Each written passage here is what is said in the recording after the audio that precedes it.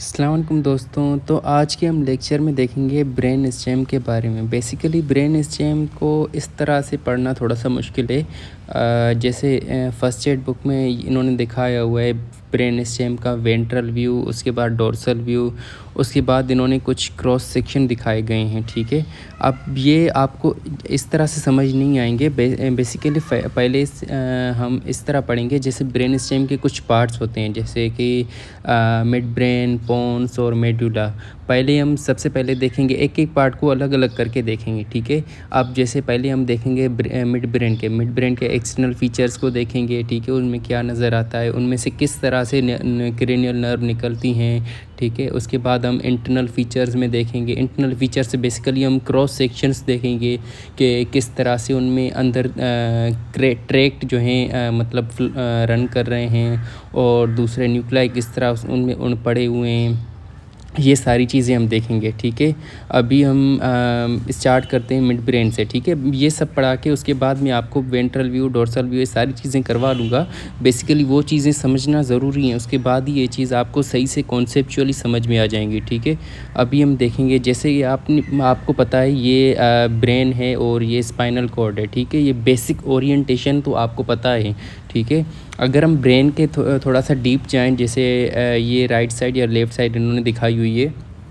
ठीक है, ये ऊपर ऊपर है सेरिब्रम। ठीक है, उसके बाद सेरिबेलम पीछे है, और उसके आगे है ब्रेन स्टेम। ठीक है, ब्रेन स्टेम के ये जो ग्रीन में है ये मिड ब्रेन पार्ट है, और ये पोन्स वाला पार्ट है येलो में, और उसके नीचे मेड्यूला है। ठीक है, और उसके नीचे स्पाइनल कॉर्ड शुरू हो रहा है। ठीक है, ये बेसिक ओरिएंटेशन तो आपको पता ही है। ठीक है, ये आप पिक्चर देख लें। उसके बाद ये देखें कि ये एक रियल स्पेसिमेन है। ठीक है, वेंट्रल व्यू से हम देख रहे हैं। ठीक है, ये जो इन्होंने हाईलाइट किया है ये मिड ब्रेन है, उसके बाद नीचे पोन्स है और नीचे मेडुला है। ठीक है, अब ये वेंट्रल व्यू किस तरह नज़र आता है। ठीक है, कुछ हम अननेसेसरी स्ट्रक्चर्स में इस पिक्चर में, तो उसको हम रिमूव करते हैं। ठीक है, तो हमें इस तरह से नज़र आएगा। ठीक है, अब ये मिड ब्रेन किस तरह हमें नज़र आता है। ठीक है, इसके एक्सटर्नल फीचर्स किस तरह होते हैं वो आप सुन लें। बेसिकली एक्सटर्नल फीचर्स में मिड ब्रेन में जो होते हैं, एक तो एंटीरियर सरफेस होता है और दूसरा पोस्टीरियर सरफेस होता है।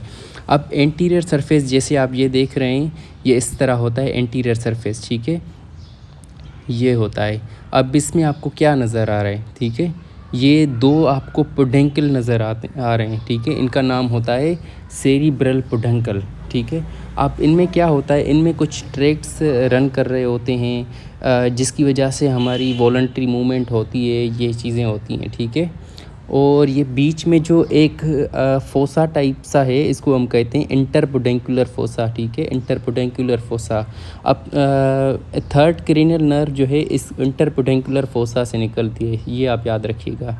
ठीक है, एंटीरियर सरफेस से आपको क्या नज़र आ रहा है, दो सेरिब्रल पुडेंकल नज़र आ रहे हैं और इंटरपुडेंकुलर फोसा नज़र आ रहा है। ठीक है, अब हम जाते हैं पोस्टीरियर सरफेस पे। अब पोस्टीरियर सरफेस, ये है पोस्टीरियर सरफेस। ये मिड ब्रेन ऊपर है, उसके बाद पोन्स है। बेसिकली ये पोन्स के जो ग्रूव्स टाइप का नज़र आ रहे हैं, ये इसके सेरिबेलर पुडेंकल्स हैं जो रिमूव किए गए हैं, ताकि ब्रेन स्टेम का प्रॉपर व्यू नज़र आ जाए। ठीक है, हमारा फोकस है मिड ब्रेन के ऊपर। अब मिड ब्रेन के ऊपर पोस्टीरियर सरफेस में क्या नज़र आ रहा है, ये 4 कोलिकुलाई नज़र आ रहे हैं आपको। ठीक है, अब ये जो ऊपर साइड 2 कोलिकुला है उनको कहते हैं सुपीरियर कोलिकुलस, और इन्फीरियर साइड जो हैं उनको कहते हैं इन्फीरियर कोलिकुलस। ठीक है, अब मैंने आपको बताया था कि थर्ड क्रेनियल नर्व इंटरपुडेंकुलर फोसा से निकलती है। अब फोर्थ क्रेनियल नर्व भी मिड ब्रेन से निकलती है। वो मतलब बिल्कुल मतलब इस तरह समझें कि सिंगल नर्व है, ओनली ओनली नर्व है जो ब्रेन स्टेम के पीछे से ओरिजिनेट होती है। ठीक है, fourth cranial nerve mid brain के पीछे से ओरिजिनेट होती है, फोर्थ क्रेनियल नर्व, ये आप याद रखिएगा। और अच्छा, हमारा फोकस है सुपीरियर कोलिकुलस और इन्फीरियर कोलिकुलस के ऊपर। अब सुपीरियर कोलिकुलस जो है वो रिलेटेड है विजन से। ठीक है, और इन्फीरियर कोलिकुलस हियरिंग से रिलेटेड है। ठीक है, एक इसका एक अच्छा मतलब निमोनिक टाइप का है। आप ये आप याद रखें कि आपकी आँखें जो है ऊपर हैं आपके कानों से। ठीक है, आप बल्कि आप अपने हाथों से देख लें कान से जो है ईयर्स से जो है आँखें ऊपर होती हैं, ठीक है। तो ये ऊपर वाले जो हैं ये आँखों से रिलेटेड है, विजन से रिलेटेड है, या और नीचे वाले जो कि हियरिंग से रिलेटेड हैं, ठीक है। अब ये ऊपर वाले सुपीरियर कोलिक्युलस को हम थोड़ा सा समझते हैं, ये किस तरह से विजन से रिलेटेड हैं। ये आप देखें, ये जो है येलो से हाईलाइटेड हैं, ये सुपीरियर कोलिक्युलस है। अब ये विजन से किस तरह रिलेटेड है, ये आप देखें कि ऑप्टिक नर्व जो आपकी विजन की जो इमेज आई से लेकर आती है, ऑप्टिक क्याज्म के ऊपर आती है, उसके बाद ट्रैक्ट जाता है लेटरल जेनिकुलेट के ऊपर। लेटरल जेनिकुलेट जो कि थैलेमस में एक न्यूक्लिया है, मैंने आपको ये चीज़ें बता दी हैं। उसके बाद प्राइमरी विजुअल कॉर्टेक्स के बाद सिग्नल्स जाते हैं। पर यहाँ पे आप देखें कुछ फाइबर्स जो लेटरल जेनिकुलेट के से निकल रहे हैं और ये जा रहे हैं सुपीरियर कोलिक्युलस के पास। अब ये क्यों जाते हैं, आप ये इसको कहते हैं tecto something like this spine corticotectal tract या इस तरह कुछ नाम है। आप ये इसको खैर ठीक है, नाम को छोड़ दें। ये किस वजह से होती हैं, ये इस वजह से होती हैं जैसे आप समझ लें कि आप अपने आपको ऊपर कोई पंछी आपने कुछ देखना है, तो आप अपनी आँखें ऊपर तो करते हैं, उसके साथ साथ अपना जो है नेक की मसल्स भी इस तरह से कॉन्ट्रैक्ट होती हैं कि आपका हेड भी ऊपर होता है, ठीक है। तो ये होते हैं, एक रिफ्लेक्स होता है, इसका नाम आप देख लीजिएगा। इसमें हेल्प करती हैं ये सुपीरियर कोलिक्युलस, ठीक है। ये सुपीरियर कोलिक्युलस इस तरह से विजन से रिलेटेड है।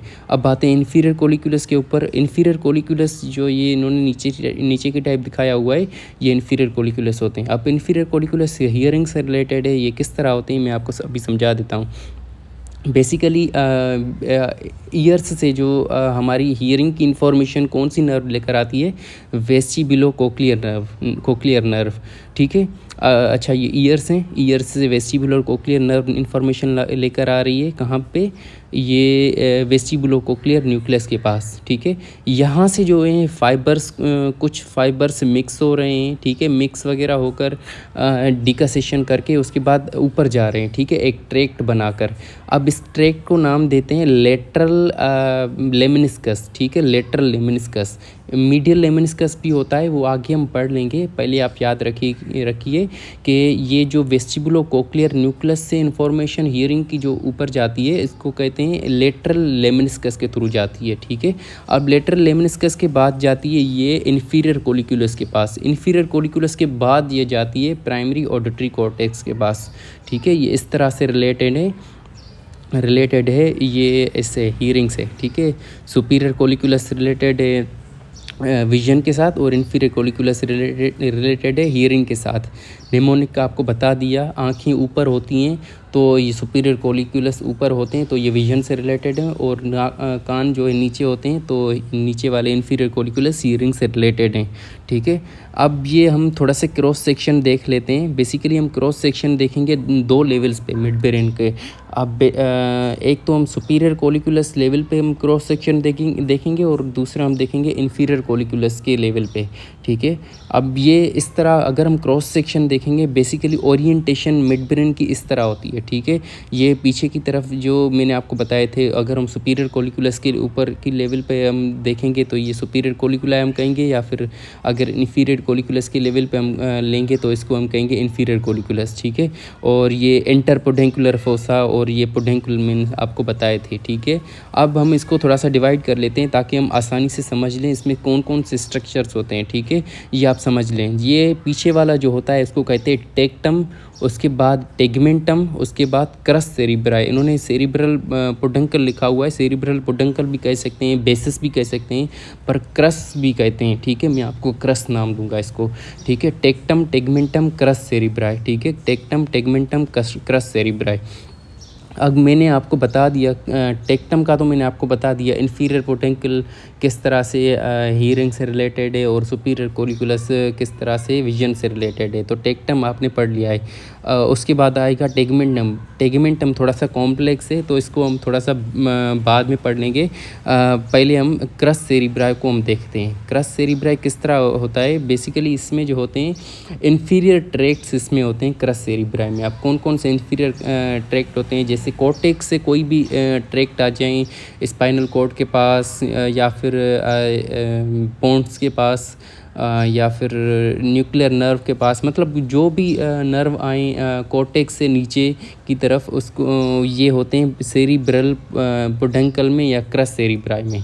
अब ये कौन कौन सी हो सकती हैं, जैसे कॉर्टिको स्पाइनल ट्रैक्ट इसमें हो सकता है, कॉर्टिको बल्बार फाइबर्स हो सकते हैं, कॉर्टिको न्यूक्लियर फाइबर हो सकते हैं, कॉर्टिको पोंटाइन फाइबर हो सकते हैं। ठीक है, ये चारों फाइबर होते हैं। ये आप कॉर्टिको याद रखिएगा। कॉर्टिको स्पाइनल फाइबर, जैसे कॉर्टेक्स से स्पाइनल कॉर्ड के पास आ रही है फाइबर्स आ रही हैं। और दूसरे होते हैं कॉर्टिको बल्बार ट्रैक्ट और कॉर्टिको न्यूक्लियर ट्रैक्ट, जो कि क्रेनियल नर्व के पास आते हैं। ठीक है, और कॉर्टिको पोंटाइन जो कि पोन्स की लेवल पर नीचे मैंने आपको जैसे बता दिया था कि कॉर्टेक्स जो है कोई भी अगर मूवमेंट करवानी हो तो सेरिबेलम से या बेसल गैंग्लिया से कंसल्टेशन करता है। तो अगर सेरिबेलम से कंसल्टेशन करेगा तो ये कॉर्टिको पोंटाइन ट्रैक्ट होता है। ठीक है, तो ये कॉर्टिको पोंटाइन यहाँ पे होता है। ठीक है, ये मैंने आपको चीज़ें बता दी थी। ये आप नाम याद रखिएगा। सेरिब्रल पोडंकल या क्रस सेरिब्राई में 4 ट्रैक्ट होते हैं। ठीक है, जो डिसेंडिंग ट्रैक्ट होते हैं और उनमें फाइबर कॉर्टेक्स से नीचे आ रहे होते हैं। ठीक है, एक होता है cortico spinal, cortico bulbar, cortico nuclear और कॉर्टिको पोंटाइन। ठीक है, ये होते हैं फाइबर। अब हम देख लेते हैं, थोड़ा सा इसको समझ लेते हैं। ये आप देखें कॉर्टेक्स से नीचे फाइबर आ रहे हैं। ठीक है, ये कॉर्टेक्स के बाद थैलेमस हाइपोथैलेमस के नीचे होते हैं मिड ब्रेन होता है। ठीक है, अब मिड ब्रेन में ये कौन से क्रस सेरिब्राई में आपको नज़र आ रहे हैं ना। ठीक है, ये होते हैं क्रस सेरिब्राई में फाइबर होते हैं। ये जैसे आपको कॉर्टिको स्पाइनल ट्रैक्ट नज़र आ रहा है, ये कॉर्टिको स्पाइनल ट्रैक्ट नीचे जाता है मेडुला की लेवल पे, उसके बाद स्पाइनल कॉर्ड की लेवल पे आता है और स्पाइनल कॉर्ड की लेवल पे जाकर ये मतलब जहाँ इसको जाना होगा वहाँ पे चला जाएगा। ठीक है, ये होते हैं कॉर्टिको स्पाइनल ट्रैक्ट। जैसे कॉर्टिको बल्बार ट्रैक्ट भी इसी में होता है। जैसे ये पोन्स की लेवल पे आकर ये मसल ऑफ मेस्टिकेशन को सप्लाई करेगा। बेसिकली ये 5th क्रेनियल नर्व होती है। ठीक है, जो कि कॉर्टेक्स से आती है। ठीक है, अब इसमें ये भी होंगे कि जैसे पोन्स की लेवल पर कुछ फाइबर आते हैं, कॉर्टिको पोंटाइन फाइबर जो कि पोन्स की लेवल पर आकर सेरिबेलम के पास चले जाएंगे मिडिल पेडेंकल के थ्रू। ये चीज़ें मैंने आपको बता दी थी। और कॉर्टिको न्यूक्लियर जो कि क्रेनियल नर्व के पास आते हैं। ठीक है, फाइबर ये चीज़ें होती हैं क्रस सेरिब्राई में। 4 नाम आप याद रखिएगा, बार बार बोल रहा हूँ। Cortico spinal, cortico bulbar, cortico nuclear और कॉर्टिको पोंटाइन फाइबर। ठीक है, इनमें कौन कौन से फाइबर होते हैं मैंने आपको बता दिया। ये मिड ब्रेन के क्रस सेरिब्राई में होते हैं। ठीक है, ये आप याद रखिएगा। अब हम पढ़ेंगे, ये हमने टेक्टम भी पढ़ लिया और क्रस सेरिब्राई भी पढ़ लिया। अब हम बीच वाले टेगमेंटम पार्ट को पढ़ेंगे।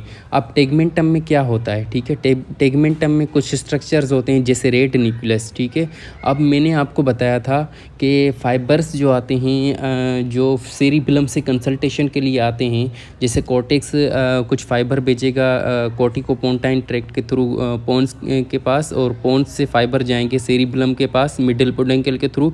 सेरिबेलम में कंसल्टेशन होगी और उसके बाद ये सुपीरियर पोडेंकल के थ्रू मिड ब्रेन में आएंगे और ये ऊपर चले जाएंगे कॉर्टेक्स के पास। अब ये सुपीरियर पोडेंकल के थ्रू मिड ब्रेन में आते हैं, यहाँ पे आते हैं। ठीक है, रेड न्यूक्लियस के पास। ये आप याद रखिए। ठीक है, ये देखें, ये मैंने आपको बता दिया था। कॉर्टेक्स के बाद कॉर्टिको पोंटाइन ट्रैक्ट के थ्रू फाइबरस आएंगे और ये चले जाएंगे सेरिबेलम के पास, और सेरिबेलम से वापस आएंगे रेड न्यूक्लियस के पास। ठीक है, रेड न्यूक्लियस के बाद कॉर्टेक्स के पास जाएंगे, कॉर्टेक्स के बाद जाएंगे ये अपना जो भी एक्टिविटी करवानी होगी तो ये चले जाएंगे। ठीक है, तो ये आप याद रखिए, जैसे ही ये इनके पास आते हैं, जैसे ही रेड न्यूक्लियस के पास आते हैं फाइबर, ये डिकसेट करते हैं। ठीक है, तो ये इन्होंने डिकसेशन वाला दिखाया हुआ है। ठीक है, ये आप याद रखिएगा, रेड न्यूक्लियस होता है, इसमें फाइबर आते हैं। दूसरा स्ट्रक्चर है ये सब्सटेंशिया नाइग्रा। बेसिकली टेगमेंटम और कर्स सेरिब्राई की डिमार्केशन पॉइंट होती है सब्सटेंशिया नाइग्रा। अब सब्सटेंशिया नाइग्रा मैंने आपको बेसल गैंग्लिया वाले टॉपिक में मैंने आपको पढ़ा दिया था। बेसिकली उसमें जो है मॉड्यूलेशन करता है, जो भी मतलब अगर मॉड्यूलेशन करनी होती है मूवमेंट की तो ये डोपामिन रिलीज़ करता है ये सब्सटेंशिया नाइग्रा। अब कभी कभी पिक्चर्स में हमें दिखाया जाता है कि ये सब्सटेंशिया नाइग्रा बिल्कुल ही छोटा है या बिल्कुल ही मतलब डिफेक्टिव टाइप का है। उसमें कौन सी डिजीज़ होती है, ये पार्किंसन डिजीज़ होती है, उसमें कौन कौन से सिम्टम होते हैं, मैंने आपको ये सारी चीज़ें बता दी हैं। ठीक है, ये चीज़ें होती हैं। अब मैंने आपको टेगमेंटम में आपको 2 स्ट्रक्चर पढ़ाए, एक रेड न्यूक्लियस और दूसरा सब्सटेंशिया नाइग्रा। उसके बाद आते हैं ये मैंने आप ये रेड न्यूक्लियस वाले फाइबर यहाँ पे हैं। जैसे ही सेरिबलम के से फाइबर निकलते हैं मिडिल पुडंकल के थ्रू रेड न्यूक्लियस के पास आएंगे और डिकसेट करेंगे और उसके बाद ऊपर चले जाएंगे। ठीक है, इस तरह होते हैं। और जो हैं कुछ होते हैं असेंडिंग फाइबर होते हैं। ठीक है, अब डिसेंडिंग फाइबर तो उसमें मैंने आपको बता दिया कि ये होते हैं उसमें क्रस सेरिब्राई में होते हैं। बाकी असेंडिंग फाइबर जो कि होते हैं, इसमें असेंडिंग फाइबर में कुछ जैसे स्पाइनल लेमिनिस्कस होता है और मीडियल लेमिनिस्कस होता है। ठीक है, ये किस तरह होते हैं, सबसे पहले मीडियल लेमिनिस्कस को पढ़ लेते हैं ये किस तरह होता है। अब मीडियल लेमिनिस्कस स्पाइनल कॉर्ड की लेवल पे आप ट्रेड की लेवल पे पढ़ेंगे कि एक होता है क्यूनेटस और दूसरा होता है ग्रेसिलस जो कि डोर्सल कॉलम में होते हैं। ठीक है, अब ये डोर्सल कॉलम में दोनों जो है ट्रैक्ट ऊपर आएंगे जब ये मेडुला की लेवल पे पहुंचेंगे ये दोनों एक दूसरे से फ्यूज़ कर जाएंगे, सिंगल ट्रैक्ट रन करेगा उस जिसको कहते हैं मीडियल लेमिनिस्कस। ठीक है, ये देखें स्पाइनल कॉर्ड की लेवल पे है, ये स्पाइनल कॉर्ड की लेवल पे क्यूनेट और ग्रेसाइल जो हैं ट्रैक्ट हैं। ठीक है, ये जैसे ही वहाँ पे आएंगे मेडुला की लेवल पर ये डिकसेट करेंगे और डिकसेशन के बाद ये सिंगल ट्रैक्ट बन जाएगा। सिंगल ट्रैक्ट जिसको नाम देते हैं मीडियल लेमिनिस्कस। और ये मेडुला की लेवल पर डिकसेशन होगी और पोन्स की लेवल पर भी मीडियल लेमिनिस्कस और ये मिड ब्रेन की लेवल पर भी मीडियल लेमिनिस्कस की मतलब की फॉर्म में ये रन करेंगी। और दूसरा होता है स्पाइनल लेमिनिस्कस। ठीक है, इसमें होते हैं स्पाइनोथैलेमिक ट्रैक्ट होता है। अब ये जो इन्फॉर्मेशन लेकर जाती हैं, जैसे इसमें होता है एक एंटीरियर स्पाइनोथैलेमिक ट्रैक्ट होता है, दूसरा लेटरल स्पाइनोथैलेमिक ट्रैक्ट होता है। ठीक है, ये डिकसेशन तो स्पाइनल लेवल पर करती हैं, जैसे ही इंटर होंगी स्पाइनल कॉर्ड में वहीं पे डिकसेशन कर देंगी, ऑपोजिट में चली जाएंगी और ये ऊपर आएंगी एज अ मीडियल लेमिनिस्कस ऊपर आएंगी और जैसे ही मेडुला की लेवल पर पहुंचेंगी इसका नाम हो जाएगा स्पाइनल लेमिनिस्कस की फॉर्म में आएंगी।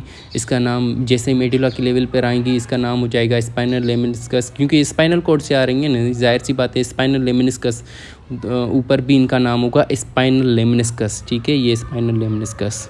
ये चीज़ें आपने पढ़ ली, एक सब्सटेंशिया नाइग्रा पढ़ लिया और दूसरा रेड न्यूक्लियस पढ़ लिया और तीसरे असेंडिंग फाइबर पढ़ लिए। अब बातें हैं क्रेनियल नर्व के न्यूक्लियाई के पास। अब ये क्रेनियल नर्व अगर हम सुपीरियर कोलिकुलस की लेवल पर देखेंगे तो सुपीरियर कोलिकुलस की लेवल पर ये निकलेगा थर्ड क्रेनियल नर्व। तो ये थर्ड क्रेनियल नर्व का होगा न्यूक्लियाई होगा एक ओक्यूलोमोटर जो मेन न्यूक्लिया होता है वो होगा और एक्सेसरी ओक्यूलोमोटर न्यूक्लिया होगा। दोनों से फाइबर जाएंगी जो कि एंटीरियरली निकलेगी थर्ड क्रेनियल नर्व। अब अगर हम इन्फीरियर कोलिकुलस की लेवल पर देखेंगे तो ये होगा ये फोर्थ क्रेनियल नर्व का न्यूक्लिया होगा और पीछे की तरफ से ये फाइबर निकलेंगे फोर्थ क्रेनियल नर्व के। ठीक है, ये आपका हो गया मिड ब्रेन के स्ट्रक्चर।